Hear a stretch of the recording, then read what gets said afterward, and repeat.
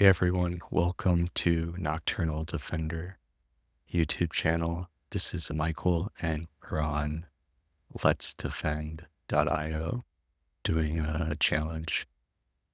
I will paste the link to the challenge in the description below. Today we are going to tackle the batch downloader, a malicious batch file that downloads and executes files associated with the Laplace Clipper malware. Analyze this batch file to understand its behavior and to help us investigate its activities. I'm going to get an RDP session started because when you go to put this in full screen, it will still be like this. And it's not the one thing you can do is to, instead of remote resizing, you can do local scaling, but I still like the RDP a lot better. So that's what I'm going to do here. So I'll be back in a minute with that screen pulled up. Okay, now we're in the lab environment. And what we can do first is open up the challenge file. Looks like we're going to have to unzip this. We do have 7-zip right here. So I would just drag that in here. Challenge file.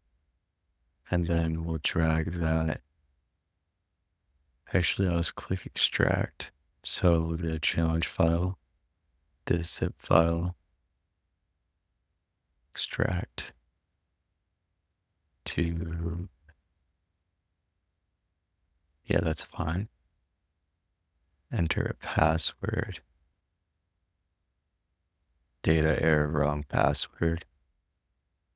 Tools, notepad, timeline explorer, challenge file. I didn't know that we were going to have a password. Did that actually work? No.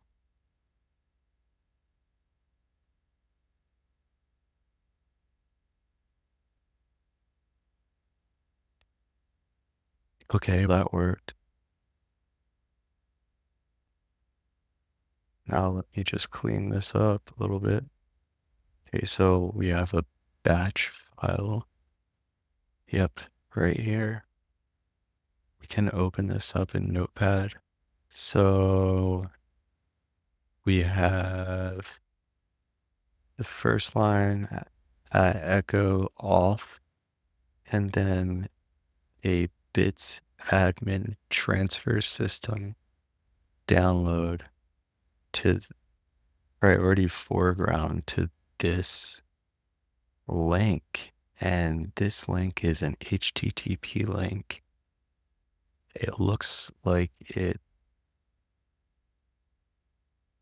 downloads a .pdf, .zip file, so it has that double extension. What it might do is show only the .pdf and not the .zip, which might make a user click on the file thinking it's a PDF and not zip. It looks like it's going to unzip the file, put it in the temp directory, and then start it. This is exactly what they're wanting because Windows by default doesn't show the .exe anymore. So it would just show .pdf, and somebody could click on this thinking it is a PDF file. Then it looks like we have some type of extract to a new zip file and then a Visual Basic Studio. And then it's going to echo set FSO, delete force quiet VBS, and then it does the echo set FSO is create object scripting file system object. If not, FSO.folder exists. then echo FSO create folder, and if set object shell create object shell. Okay, so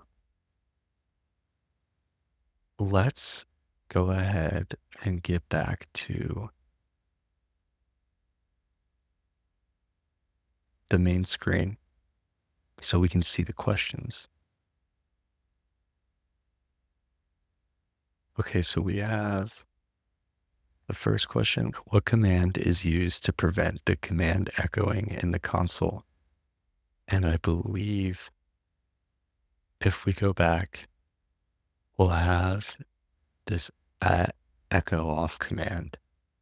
And the answer format right here, you can see that it even has that at symbol. So I think that this is going to be right. So this at echo off command.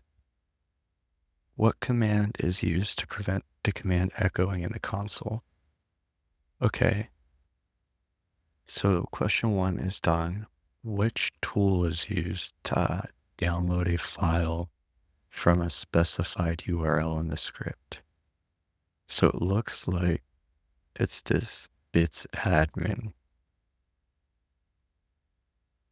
So let's go ahead and see if that is correct. Which tool is used to download a file from the specified URL?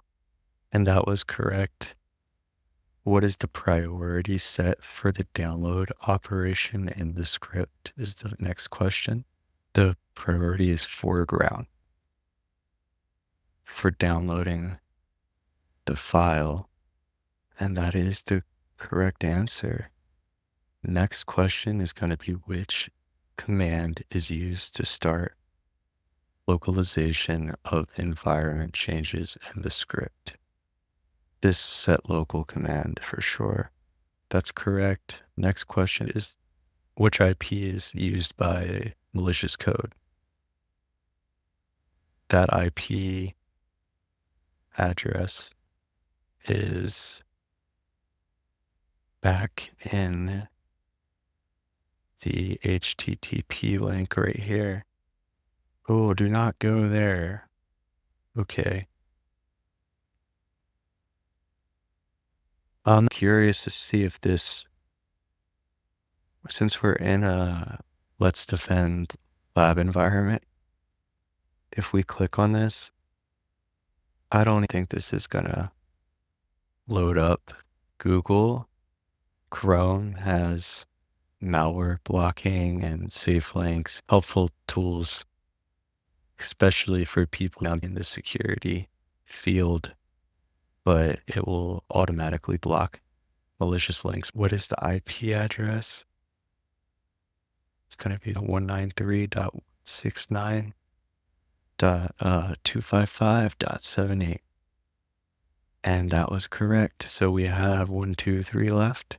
What is the name of the subroutine called to extract the contents of the zip file? After this gets downloaded into the temp directory, we have that set local. We can see an unzip file. I believe this would be the answer.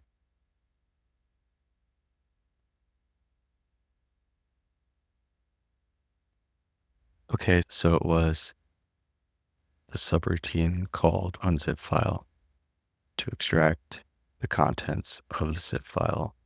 Then we have which command attempts to start an executable file extracted from the zip file. It does the start command. So there's a change directory to /D drive. So we have the temp directory and then we have start command. So what I'll do is I'll copy this all right here. And then we'll pull back up the challenge page with the questions. So now let's paste this and see. We just don't need the delete command. So we can delete that and just put this, which is going to be start, double quotes, and then double quotes of the .pdf.exe file, which scripting language is used to extract the contents of the zip file. It looks like it's CS script or C script. Okay, so what I would do then here is go on Google Chrome. Google Chrome, it doesn't work. I don't think there's any internet connection. You can actually check that out though by just doing a ping to Google.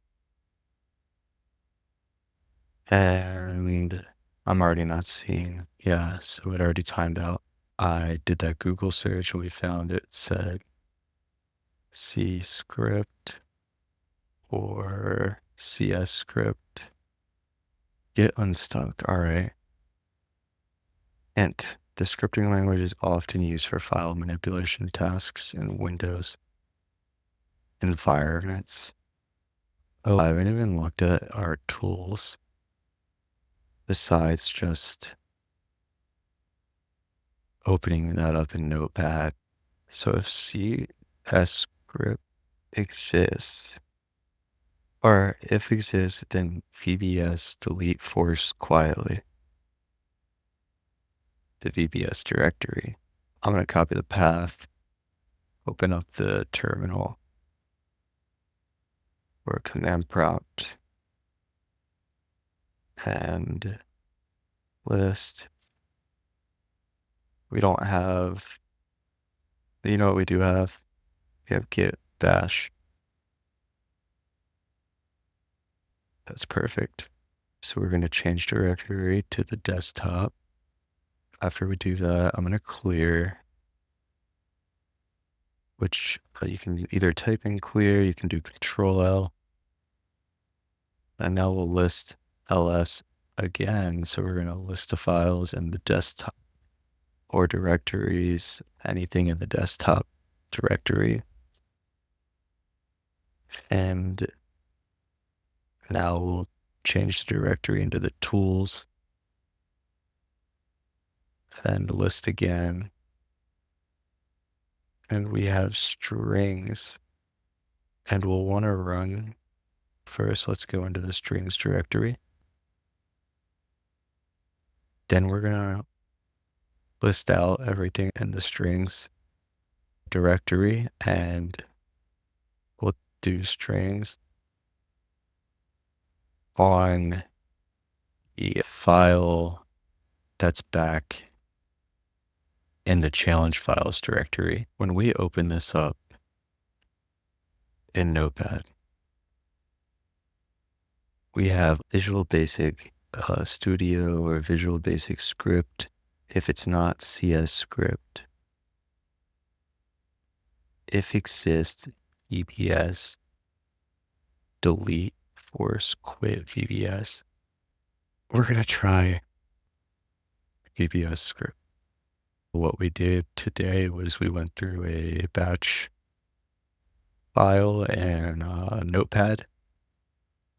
We answered the following questions. We figured out what command was used to prevent the command echoing in the console, so it won't put any output out. That was at echo off.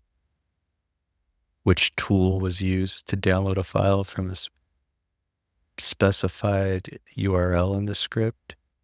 That was the bits admin command. The priority set for the download operations in the script was foreground. We answered a couple more questions, like which command is used to start localization of the environment, changes in the script, how they unzipped the contents with a subroutine, which command attempts to start and execute an executable file extracted from the zip file. That was the start command with the and double quotes. The scripting language was VB script, which is a VB script Microsoft Visual Basic Scripting Edition. It was a programming language for scripting on Microsoft Windows using a component object model based on classic, and C-script are two executables used to run scripts on a Windows platform. While they share many similarities, there are key differences. Choosing between VB script and D script depends on your needs. When you need to run interactive scripts that require user input or display dialog boxes, C script is often a better choice.